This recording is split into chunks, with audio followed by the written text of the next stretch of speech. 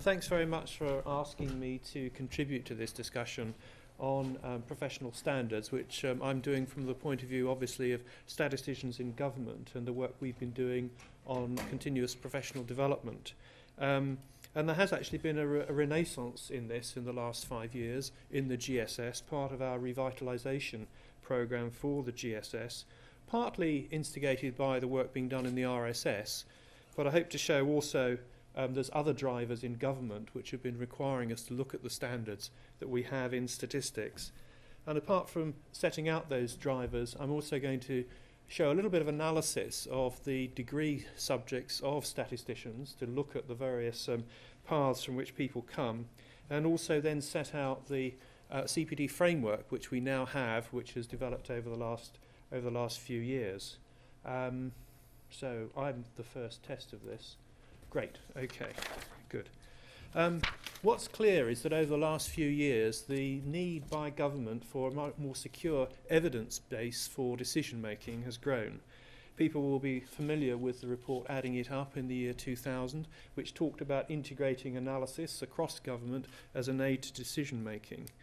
And we now have much closer relationships between the government statistical service, the government economic service, social research, operational research in government.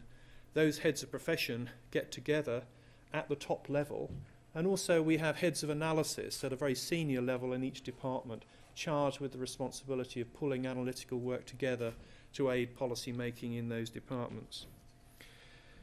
That report, Adding It Up, also referred to the shortage of analysts in government and the need to do something to recruit and develop more skills. And at the same time as those kind of customer-focused demands, we've also had more statistical challenges, the greater use of administrative data in government, the need for more data matching studies, developments in more statistical techniques, have stretched perhaps some of the statistical skills that we've learnt at university and required us to think a little bit about what additional statistical skills we need to learn and need to develop within the government statistical community.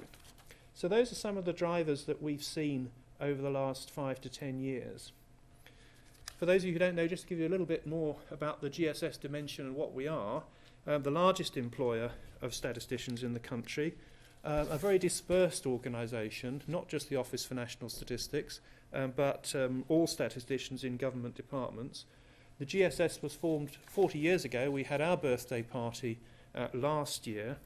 And when it was set up by Klaus Moser, it was a very centralised kind of operation in the sense that there were very clear standards, central promotion opportunities, central recruitment and so on, and that kind of helped to set the gel of the organisation. And of course, during the 1980s and 90s, departments tended to then want to set up their own arrangements for recruiting staff, and a lot of the common HR policies began to fall away. What we've seen is a coming together in the last few years of the realisation that actually development is key to what we want to do and the need to set common standards. And so the GSS now is united through common statistical policies, a common recruitment approach and a common approach to development. And the drivers that I referred to earlier have caused this renewed emphasis on development. Also a strong emphasis on recruiting people with wider qualifications. And I just want to just show you a little bit some of the analysis we've done. We actually have a database of all our GSS members. I don't know whether those of you who are in the GSS know this, but I'm sure you do because you must have consented to it when you filled in the form. And that includes qualifications by degree subject. And we don't actually have ages, but we have the year in which people joined the GSS, and we made some kind of approximations as to how old people might be, that there's a certain element of perhaps generality about this. And what this shows, generally, by subject matter, and some people, of course, got joint degrees, and so we put a little bit into each category, is a general decline in the proportion of members of the GSS who have a pure maths and statistics degree, from around 75% of some of our more senior statisticians to around 55% in recent recruits. And that's something that we've, to some extent, had to do because of the shortage of maths stats graduates in the country. It's also something we've wanted to do because of the need to work actively with our colleagues in other analytical professions and to make sure members of the GSS understand that. And it's quite interesting to see the growth in graduates in geography and also in psychology in the last couple of decades or so. Just quickly to show you analysis for men and for women. If I just sort of quickly move between the two, you can probably see that the growth in the yellow one, which is the, oops, oh dear, now we've gone wrong, that essentially, there we are, women are largely contributing to the growth of psychology degrees, and men are largely contributing to economics. So the other thing that we have is information about postgraduate qualifications. Around 40% of members of the GSS, the statistician group, have postgraduate qualifications. Sorry, that's the one, isn't it? And that shows an even larger decline in the proportion of people with postgraduate qualifications in mathematics and statistics. And you can see it falls there from just under 80% to something like 45%. And an increase there in the last decade or so of people with qualifications in economics. So this diversity that we're attracting into the GSS in the last 2 decades is partly because of the shortages that we're noticing in the marketplace, but also that proactively we see a need to do this. But it actually poses some training issues for us in terms of making sure that we still have a GSS which actually has the statistical skills which is required to support government. And that's one reason why we've been refocusing in the last 5 years on rethinking our approach to professional development. So that's by way of drivers and what's been going before. Just to now explain to you briefly what the professional development framework for the GSS looks like. And this has been devised over the last few years. The first thing that we set in motion about 7 years ago now was the competence framework for government statisticians. And essentially this sets out for each level of development, the entry level of young graduates and then the later levels of main grade statistician and for the SCS, the level of competence that we require for different elements of what we call the statistical value chain. So in terms of the types of statistical work that people might be doing. If they're doing data collection, if they're doing statistical analysis, if they're doing dissemination, and we also cover professional issues. And for each of those, we have different standards which people move up as they become more proficient in the work that we do. And that competence framework is used in our recruitment. We recruit at all levels in assessing people for entry and also for assessing people for promotion. And that's been well established now for a number of years. More recently, we've developed a catalogue of statistical learning, which is essentially what it says. It's a catalogue. It sets out all the learning opportunities, the development opportunities that staff have, both internally, within the GSS, also external courses, reading, opportunities they might have, things that they can do in order to enhance their competence in the framework. And then more recently, the framework of statistical training kind of marries the two together, and it shows people what they need to do in order to achieve the level of competence at various stages. And all this is wrapped in within our CPD policy, which requires people to record their learning in a logbook, and it has a certain requirement for how many hours a year training people need to do. And that logbook is assessed as part when people go for promotion opportunities and as part of their annual review. So that's the underpinning that we have for CPD now that's built up within the GSS and is now in place. So let me just take you through a couple of examples to make it a bit clearer. So here's some examples on the right-hand side of the kind of opportunities from the catalogue of statistical learning. I've taken there the part which is about surveys and data collection. The competence is about understanding the principles of sample design and collection methods, and there's a number of opportunities that people have both from the RSS Higher module and also from some internal statistical training that we offer within ONS. As I mentioned, the logbook, 60 to 100 hours of development each year. And the framework of statistical training has 2 compulsory courses in it now within the first year for new recruits. Apart from the induction course, which has been around for some year, we now have also a foundation course. So that's what we currently offer. ONS has a statistical training unit which provides a number of training modules both to ONS and also through our consultancy service to the rest of the GSS. But in addition to that, there's wider training opportunities. European training is very important to us, particularly in ONS. People who work in ONS, there are not many other people in the country do that kind of work, and you have to look to European partners if you're learning from best practice and what other people are doing. And so Eurostat training, which is quite extensive, is quite important to us. In addition, we have quite a good collaboration with universities. We collaborate with Southampton on the MSc in official statistics. We provide tutors and training as part of that, and have also helped Cardiff develop their new MSc in statistics and operational research. And of course we work actively with the RSS both in terms of supporting our own staff and also GSS staff through those exams. I should say we have our own challenges in ONS, as you might imagine. Some people will recognise these buildings, others won't. The top one is Newport and the bottom one is Titchfield. That's not the Forth Bridge, that's the Severn Bridge, and you can tell by the roadworks on the bottom one that that's the M3. We've had an active programme of relocation out of London over the last 5 years and have had a need to build up a skills base in both Titchfield and Newport. And so that's another reason why we've had to think very clearly about our own training strategies to make sure that people we're recruiting have the skills that we need.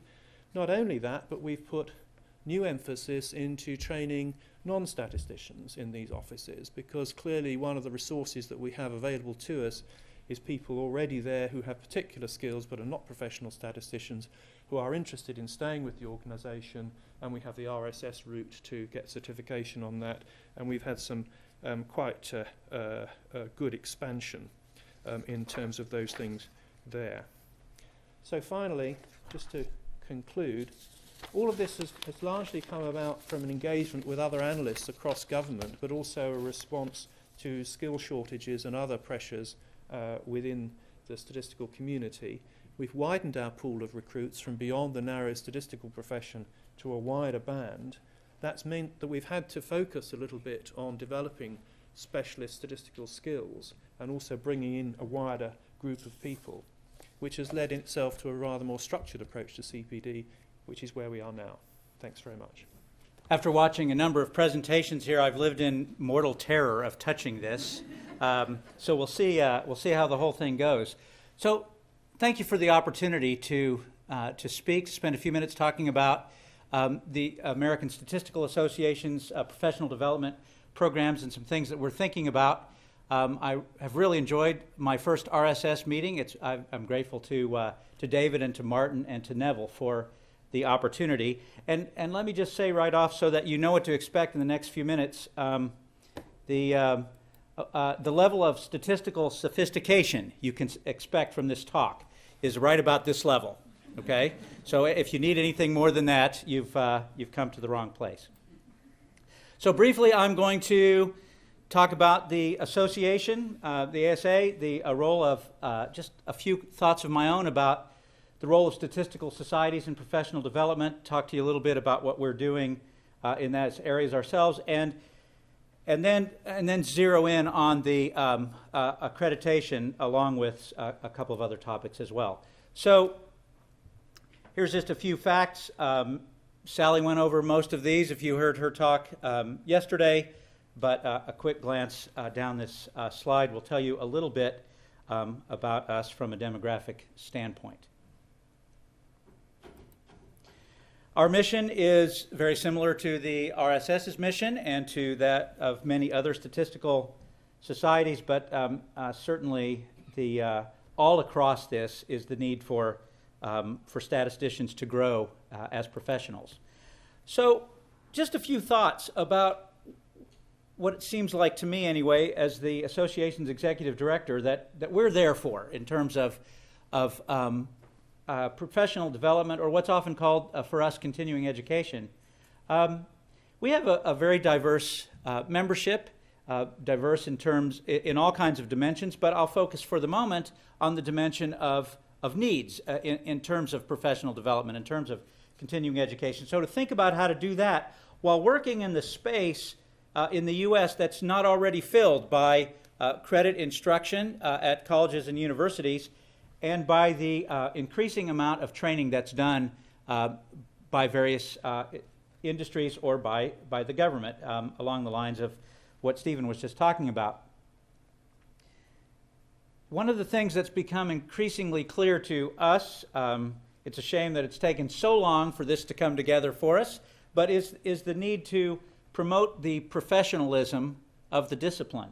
The Statistical Society of Australia has adopted a tagline that I really like. It says, "Statistics, a job for professionals."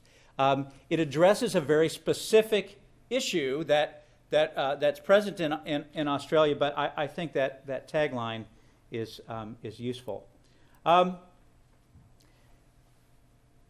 of the things that is so fun that I want to be sure to mention is that professional development is fundamental to the growth of statisticians and to the profession, and so fundamental, in fact, that our societies declare this to be a part of their ethical codes of conduct, standards of good practice, is that indeed it's the responsibility of statisticians to grow as professionals. This is the language in the RSS Code of Conduct, but you'd find similar language in the ASA's Ethical Guidelines for Statistical Practice, the ISI's Declaration on Professional Ethics, and others as well. We also see that professional development from a society standpoint, that's a capital S society, as allowing these benefits to our members to stay current, to get introduced to some things that may have developed and have passed them by, or to get back in touch with some ideas that perhaps they have not addressed for a while. Now, everybody has the experience of looking at other people's holiday pictures. And when you take pictures when you're on holiday, they are most interesting to you, and the level of interest to others is quite a bit less, okay? With that in mind, I'm going to spend a few minutes talking to you about what the ASA does. I find this fascinating. Perhaps you will find it less fascinating, in which case you know where your email is and you can go to it for a few minutes, and then I'll invite you back momentarily when that time passes. So for us, professional development as a society consists largely of three pieces. The continuing education program that we do at the joint statistical meetings is the biggest of those pieces at the moment. That's starting to change. Short courses held outside, I'll talk about a little bit, and web-based training is fast becoming very, very important to us. So the joint statistical meetings are, as you know, a very large gathering, and so it provides an excellent opportunity to provide continuing education to ASA members. So we have between 25 and 30 short courses a year, and 10 or 15 more that fall in the category of what we call computer technology workshops.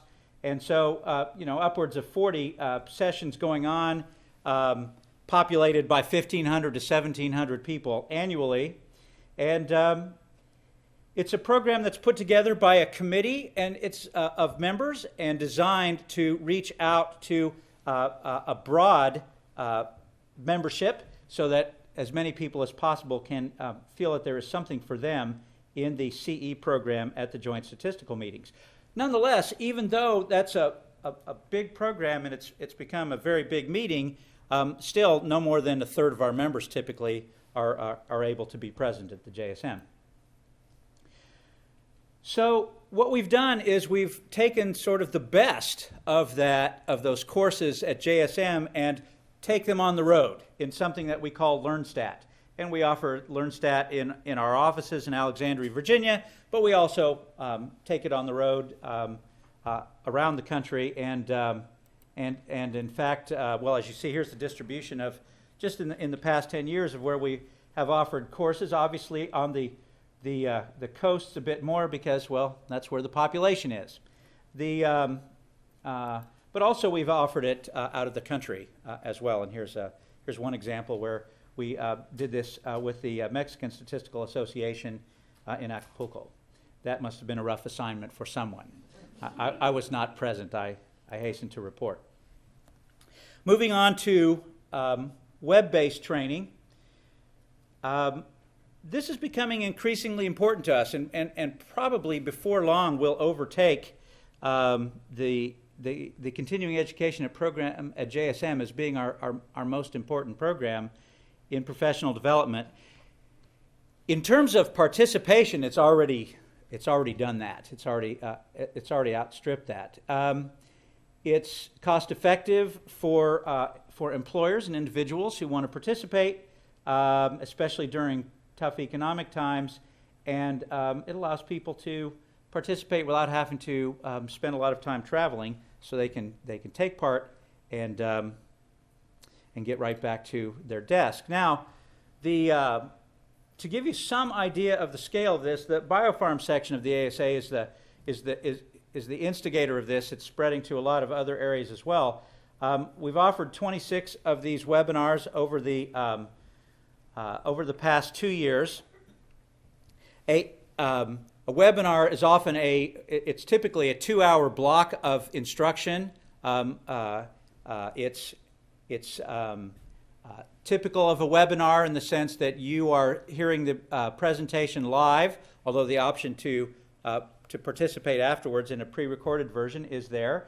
You're hearing it live, and you can, through a variety of means, send questions to the instructor, who can respond to those questions as opportunity permits. We see at least 700 people every time we offer one of these in the biopharm section. Now, you can come back. That's the little history of for the ASA, and here's a little something to bring you back, a cartoon that I find particularly amusing. Good choice of using charts to make the case that she is, in fact, his statistically significant other. Okay, I want to go towards the future here, and I'm going to devote the majority of my time in a moment to talking about the accreditation program. I am grateful, by the way, Neville, for your switching me to second, because that means that Andy is the one that's standing between this audience and the whiskey tasting, and not me. So good luck with that, Andy. For the future, I see no sign that the role for statistical societies will do anything but to grow in terms of what can be done. Now, that may be, I'm not sure, but that may be a very American point of view, because I feel like we have barely tapped into what's possible in the U.S. I think it's likely to grow, especially for online programs, and I have hypothesized, and I'm going to elaborate on this in a moment, that there is a win-win-win-win scenario possible in partnership with academic institutions, at least in the U.S., to expand professional development. And here's what I mean. Because the internet provides such extraordinary opportunities, there's a lot of people involved, and a lot of people can be involved at a fairly low cost per participant, which is good it's a win for the participants, but it generates enough revenue to make it a win for 3 other groups as well. A win for those professionals who teach the webinars, without whom we couldn't have them. A win for the society, because, and I don't know whether you experience this in the RSS or not, Martin, but we sometimes have a hard time helping members understand that it really is okay for the ASA to make a profit on something, because that profit allows us to do other things for which we would never make a profit. A number of kinds of educational outreaches that we have, for example, a whole nother talk, are things that are important to do. They're fundamental to our mission, but are not something that generate revenue. So it's lovely when something generates revenue and can be used for those other things. And then we can make it valuable to the institution to loan us their faculty member as well. I think all of that's possible. And a reasonable question would be, well, so why haven't you done that? And it's really a matter of timing. And as I'll talk about the accreditation matters in a moment, the timing is becoming very good in this regard. So here we go. I will spend the balance of my time on this. So we're finally ready to launch a voluntary program of individual accreditation, very much along the lines of what the RSS does. And I have to say at the start that the RSS staff especially has been incredibly valuable to us and helpful to us in the past several months as we have deliberated about this. Many of you may know that this has been an extraordinarily difficult and divisive issue in the U.S. So it's a watershed moment for the ASA to be able to launch such a program, and it really would not have been possible but for the success of the program here in the UK, and also the successes of the programs in Canada and Australia as well. Those things have really clarified for us in the US, and I'm going to be perhaps unnecessarily blunt here, but that we can do this, that it can be done, and the end of the world will not happen as a result. Because there is a small but not unimportant group of people who feel very concerned, very threatened really, by the professionalization of statistics and the professionalization of it in this particular way. We had the good fortune actually of having Martin at our board meeting where we discussed and ultimately voted on accreditation, and his presence was invaluable, and I'm sure the experience was unique as well. So one of the things that I wanted to mention to you about this that is unique, or will be unique, about the U.S. accreditation program is that after a period of time, and that period of time appears to be 5 years, one will have to renew one's accreditation. It is not automatically continued indefinitely. Now, in Canada, there's a program that basically requires annual reporting to keep current and so on. But in the U.S., there will be a process at the end of 5 years where you'll need to renew your accreditation, and one of the fundamental ways in which you'll do that is to demonstrate ongoing professional growth. So professional development courses, programs, and so on would certainly be a critical way in which that's done. And let me just say one more thing about the renewal, and that is that while it won't be as rigorous as the initial accreditation, it's nonetheless not pro forma either. There will be an expectation that you are able to demonstrate that you are continually growing as a professional. We won't require people to take courses from the association to do that, of course, but we do expect the demand to grow there. A couple more things about the accreditation program in the U.S. It's very similar to yours here. It's what I would call a portfolio-based accreditation as opposed to an examination-based accreditation. You demonstrate through various means that you are qualified to receive the designation of professional statistician. One of the things that made this possible, in addition to the things I've already mentioned about the work done in other countries, was that we did something radical, and we actually practiced our craft and surveyed our membership. And we asked people just a very short set of questions, but two of the questions were, do you think an accreditation program would be valuable, beneficial to the association, and would you apply? Would you personally apply? Well, over half of the membership indicated that they thought it would be valuable. The next largest chunk simply said, I don't know. And only a fairly small group, less than 15%, were sure that it would not be valuable to the association. The astounding thing was that when we asked the question, would you apply, our sample-based estimate of the number of ASA members who would apply, the point estimate was 6,800 with a standard error of 400 in the survey. So, you know, it's not unreasonable to imagine that 6,000 people think right now that that's something that they might do. We're counting on that actually being an overestimate because it's somewhat frightening to imagine that 6,000 people are going to apply for accreditation all at once. The other thing I wanted to mention to you is that I feel like in this discussion of professional standards and thinking about Neville's questions with regards to the what does it mean to be professionally qualified in these other professions? I think it's going to take a period of time, I hope not an indefinite period of time, but a while for this to all congeal. I think it's important that we at the ASA have finally gotten on board, but even so, as we've discussed this in the U.S. and did a lot of talking with people, statisticians in government, statisticians in industry, and in academia as well, it was all very interesting. It was clear to the academics that they didn't need it, okay? Even though it annoys the heck out of some of them, to be honest, and it's threatening. So the academics agreed we don't need it. And I are a former academic, so I say this with a great deal of love, okay?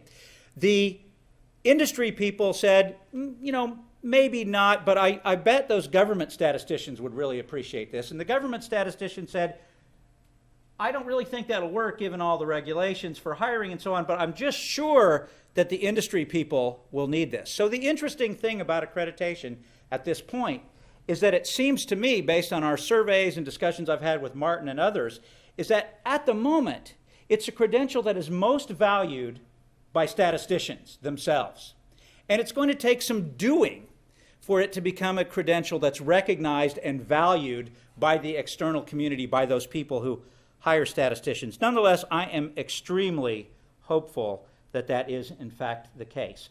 Well, I had just a little bit more, but my time is about up. I can answer questions later. That was the most important part of this, so Neville, I thank you for this opportunity. This is a terrible title, I realise. I went back and looked at it after I'd written my abstract and thought, what was I doing with this title? I think I was trying to be witty, but it didn't really work very well. But what you notice there, I've basically got two titles. So my first title essentially is my job as a global head of a biostats unit. And then the second role is to do with chair of the PAC. And what I wanted to do was to have a talk which linked those two together. So one is, how do you work in a global environment? And the other aspect is, how do you run professional affairs or give lead to professional affairs within the RSS, which is, it's an international society, but it's predominantly UK based. So how do you reconcile those two? I would just say that this talk is my own, based on my own views. So it's not Quintiles, it's certainly not the RSS. And I would hope to be a little bit controversial, because we want to have a bit of a discussion at the end. So these are the areas I intend to cover. Initially going to start off with a discussion about pharmaceutical statistics, clinical research. That's the bread and butter of what I do and what my team do. And it's a global environment and sort of regulated environment. I think that's quite a good illustration of the sort of world we live in, and increasingly what the world will look like. And then I want to go back and talk about the discipline of statistics and what it is to be a statistician and who does what in the world, essentially, with statistics. Because I think it's important to go back. It's very hard to define a professional statistician unless you actually define statisticians and statistics in general. Then I'm going to touch on the RSS Charter Statistician. I'd be interested to compare a little bit how like that's going to be with the US one. And then finally, some thoughts on the evolution of the statistics profession. Okay, so I work in a global environment, in a highly regulated environment. And in the pharmaceutical industry, clinical research and drug development was regulated probably as early as the 1900s. I think it was 1906 with the Food and Drug Administration in the US. And they've driven a lot of the regulation through time. And what we've seen, though, over recent years is a harmonization of regulation called ICH. And that basically brought together Europe, Japan, and the US to produce a series of guidelines. And clinical research has really changed. I mean, I've been in the area about 25 years, and it's changed enormously. I mean, when I started, you tended to work on studies that were based in the country that you were living. So I worked on epilepsy studies based in the UK. Now, because it's so expensive to develop drugs and because of global regulation, all the studies together are put together to form a package to go to regulators anywhere in the world. And so you can have teams where you have statisticians in the UK, then a management team in India. You might have medics in the US working on data, which includes investigators in South America, in Europe, in the US, in China. And in fact, even within that statistics part of the role, you can have a statistician working on the same project in the UK with a colleague in the US. So it's a true global environment, but it's a regulated environment. And this is from probably the broadest guideline that there is in ICH, called Good Clinical Practice. And I just thought I'd pull out some things from this which I've highlighted. So good clinical practice, so this is not just statistics, that's the whole of pharmaceutical research. It's an international ethical and scientific quality standard for designing, conducting, recording, and reporting clinical trials. Compliance with this standard provides public assurance. Now, we've heard that mentioned before in Sir Michael Scholars' talk. Public assurance, really key.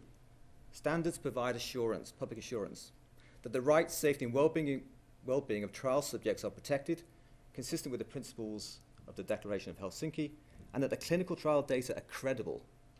And I think that's key. So it's public assurance and credibility of the data.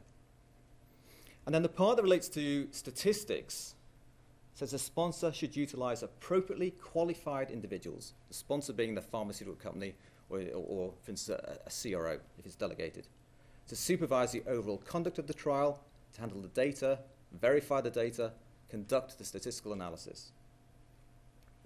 So we're talking about appropriately qualified people. Now, it doesn't say what that means. It's not very prescriptive about qualification. But it's not saying experienced people. It's saying qualified people.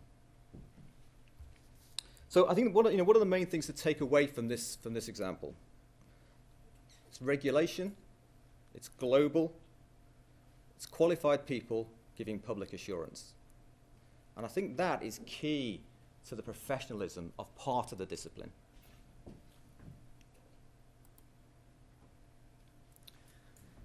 So what about statistics in general, and who is doing statistics? Because we all do statistics. I mean, my children do statistics, my wife does statistics, everybody does it.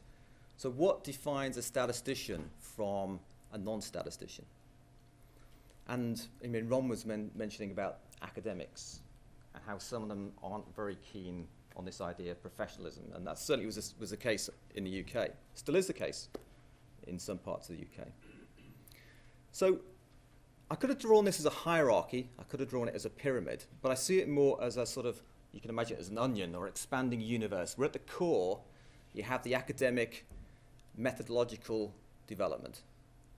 And outside of that, you have a whole host of other people basically applying that methodology in the sort of public's interest. So pharmaceutical companies are analyzing data to get drugs on the market. That has a material impact on people's health. The government are producing statistics in which policy decisions are made. So as you move away from the center, you tend to increase the context, but maybe reduce the amount of methodology. And then you have this broader group of people who are users of statistics. And they can go on, you can go out to as far as you want, essentially. But I think the important thing about this is that it's that middle ring, that green ring, where professionalism is probably key, because it's there where the data that is being analyzed has the material impact. And that's where you need the public assurance. Now, if you take academia, many people in academia will be developing methodology. And methodology, in a sense, doesn't impact on the public. It's the application of that methodology that's key. And methodology anyway, in effect, how do you get public assurance on methodology? Well, you have peer review. People publish their papers in journals, and that peer review provides the assurance. Now, if you have academics that are working on data, working as consultants, then I think that's where professionalism is important. So if you're an expert witness, for instance, surely if you're the public, you'd want an expert witness that hasn't maybe just got a PhD and an expert in the field, but it meets certain professional criteria, defined standards. So although we have these rings here, the boundaries are to some extent blurred. It's not saying yes and no. It's a sort of a continuum going out. But you can certainly see how that green part is the bit where professionalism is more important. And even within that, you have people like statistical programmers. Now, they're not statisticians. They're doing a great job. We don't call them statisticians. So in the green bit, it tends to be, I think, more the people that are directing the analysis, taking responsibility for the analysis. And they're the ones that provide the public, or the public will want assurance that they meet certain standards.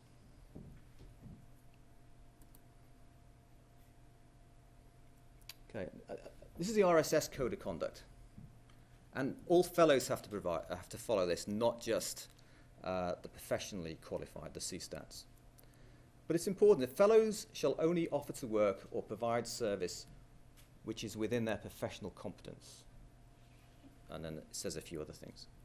But I think that is key to professionalism, because it's not what you know that is important, it's knowing what you don't know. You know, how many people have messed up at home doing DIY because they thought they knew better? Yeah, there's one. And the wife says, why didn't you get a professional in? How many people, you know, I've got friends who are doctors, and my kids play football, and the kid gets injured, and you expect the doctor to come along and advise.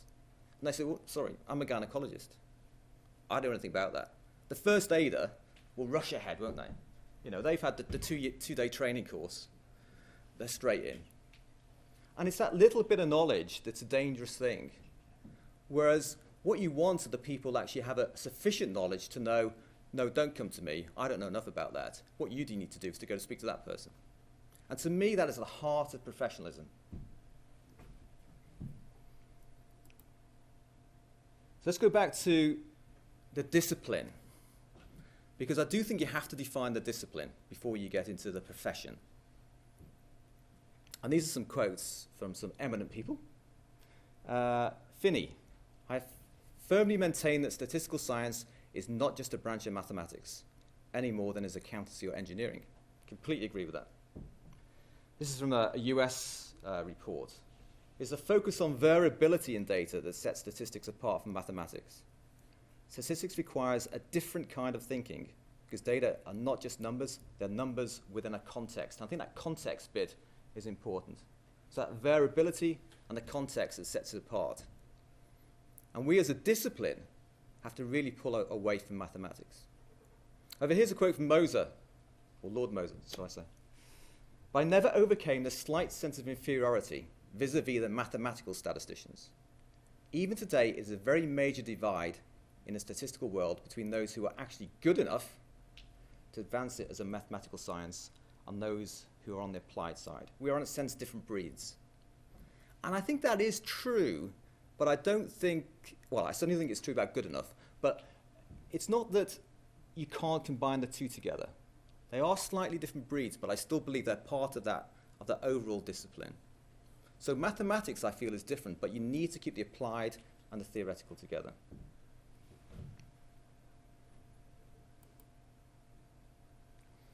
So what is the RSS's Chartered Statistician status, or the accreditation?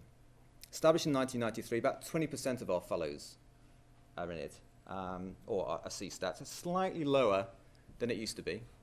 But the grad stats, which is the earlier part without experience, is on the increase. So it'll be interesting to see what happens longer term. But it's an international qualification, because you need it's an international award, sorry. Because the qualification is a UK equivalent bachelor's honours degree, of which greater than 50% of the final year should be statistical material at honours level. So to be a CStat, you need to have a qualification. And this is an interesting one because the third bullet point there to me is key. Because the modules must include applied and theoretical aspects. So basically we're saying it has a broad theoretical underpinning. But this is the one that often catches people out. And I guess if we look at government statisticians, this is often the one that catches the government statisticians out. They just don't have the strength. They don't have that 50% at the final year, or they don't have that strong theoretical underpinning. And I do wonder whether the RSS is missing a trick here, because the world does move on. I mean, Stephen, you talked earlier in the week about linking data from these massive databases and the sort of protocols we're going to have to develop and thinking that has to go through there. The world is changing, and the challenges that people are facing are changing, which is why we need the CPD. But I do wonder how many people truly use that theoretical statistics in their day-to-day lives. And I do wonder whether we set that at too high a bar. Then there's the development aspect. So ours is 5 years of professional development. The notional hours basically means if you go along to a talk and you think you got a lot from it, you'd classify it as a 1. If you thought it was hopeless and you didn't gain anything from it, you'd classify it as a 0 and be weighted as nothing. So you assess it yourself.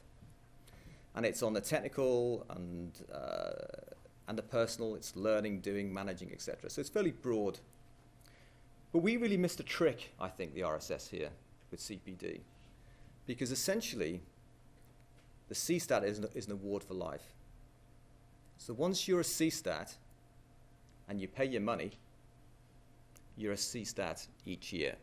And so we don't formally require people to provide any evidence after they've qualified as a CStat to basically maintain it. And I think that's a trick that has been missed, and it would be nice to go back and try and change that. And the final aspect of it is experience, in that we have referees, preferably CStats, preferably statisticians, that verify the experience that the people have done through the 5 years. Now this, I mentioned here about CSI at the end, because this is very interesting, in that CSI is run by the Science Council, and the RSS is a licensing body. And CSI do require annual updates of CPD. So those CStats that are now become CSIs, of which there are many, which is great news, those people will have to provide an annual update on their CPD to maintain their CSI. And I think that's important, and that would be great if we could do something similar for CStat.